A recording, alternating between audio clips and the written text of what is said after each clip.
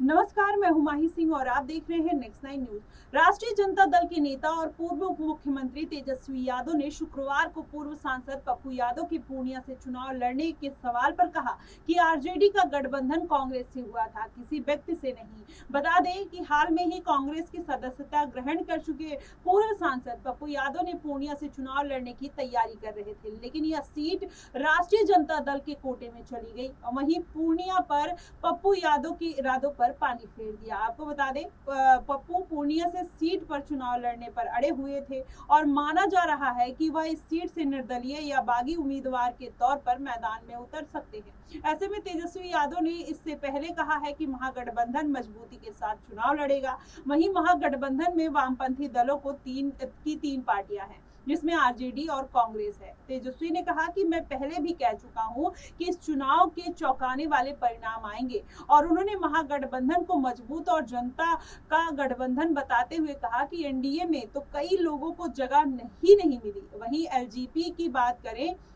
कि तो वहां पर चिराग पासवान पिछले ही चुनाव की तरह परिणाम आने के वाले बयान पर तेजस्वी यादव ने कहा कि उन लोगों को शुभकामनाएं हैं, लेकिन हर बार रिजल्ट एक जैसा नहीं रहता, क्योंकि कोई भी अमृत पीकर नहीं आया। वहीं पूर्णिया से लोकसभा चुनाव लड़ने की उम्मीद में कांग्रेस में शामिल हुए पूर्व सांसद राजेश रंजन उर्फ पप्पू यादव इस सीट के सहयोगी पार्टी आरजेडी के पास चले जाने के बाद शुक्रवार को बागी उम्मीदवार के रूप में लड़ने की अब उनकी संभावना से उन्होंने इनकार कर दिया है। आपको बता दें, कांग्रेस से पप्पू यादव की पत्नी रंजीता रंजन राज्यसभा सदस्य हैं। वहीं उन्होंने पार्टी के प्रति अपनी पूर्ण निष्ठा व्यक्त करते हुए इंडिया गठबंधन के घटक दलों के बीच कई निर्वाचन क्षेत्रों को दोस्ताना लड़ाई होने के संकेत दिए हैं। यह पूछे जाने पर कि क्या वह निर्दलीय के रूप में चुनाव लड़ेंगे, उन्होंने ना में जवाब दिया। आपको बता दें, पप्पू यादव ने अपने बयान में यह भी कहा है कि इंडिया गठबंधन के सभी घटक दल एक समान उद्देश्य के लिए मिलकर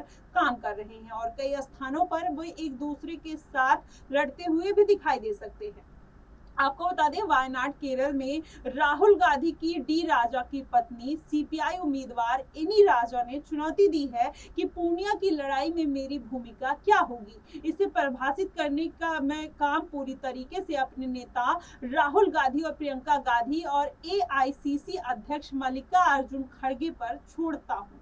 ऐसे में पप्पू यादव ने भले ही अपनी निर्दलीय के रूप में चुनाव लड़ने से इनकार किया है, लेकिन उनके बयान के बाद कई मायने निकाले जा रहे हैं। वहीं महागठबंधन द्वारा सीट बंटवारे की जो घोषणा है, उस पर बीजेपी नेता और बिहार के उप मुख्यमंत्री विजय कुमार सिन्हा ने कटाक्ष कर दिया। आपको बता दें, उन्होंने कहा कि पूर्णिया लोकसभा सीट आरजेडी को दिया जाना कांग्रेस नेता पप्पू यादव के लिए बड़ा झटका है। सिन्हा ने कहा कि बिहार की पूर्णिया से लोकसभा चुनाव की उम्मीद में पिछले हफ्ते ही जो अपनी जन अधिकार पार्टी का कांग्रेस में विलय करने वाले पप्पू यादव अब क्या करेंगे।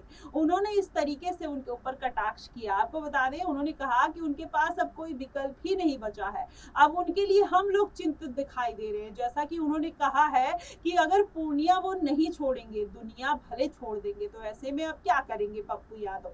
आपको बता दें, पप्पू यादव ने हाल में ही कहा था कि मैं दुनिया छोड़ सकता हूं, लेकिन पूर्णिया सीट नहीं छोड़ूंगा। लेकिन अब देखना होगा कि बीमा भारती के बाद अब जिस तरीके से आरजेडी ने बीमा भारती के ऊपर भरोसा जताया है, ऐसे में वो समझ लीजिए पप्पू यादव ना घर के रह गए हैं ना घाट के रह गए हैं। कुछ दिन पहले उन्होंने कांग्रेस में विलय किया, वहां से भी उनका पत्ता कटता हुआ नजर आया, क्योंकि वहां पर कांग्रेस खुद ही हाशिए पर खड़ी होते हुए दिखाई दे रही है। जिस तरीके से आरजेडी ने 26 सीटों पर अपना कब्जा कर लिया, वहीं कांग्रेस की उसने 9 सीटें दी हैं। वैसे में देखना होगा कि जिस तरीके से पप्पू यादव ना घर के रह गए ना घाट के रह गए और वो पूर्णिया सीट के लिए एकदम अड़े हुए हैं, और उधर आरजेडी ने अपना उम्मीदवार उतार दिया है। तो ऐसे में देखना होगा कि आने वाला भविष्य पप्पू यादव का क्या होने वाला है, क्योंकि लोकसभा चुनाव में अब ज्यादा समय नहीं बचा हुआ है। तो ऐसे में देखना है कि आने वाले समय में किस तरीके से पप्पू यादव अपनी कमान या फिर अपना जो एजेंडा है किस तरीके से दिखाते हुए दिखाई देते हैं। या तो फिर वो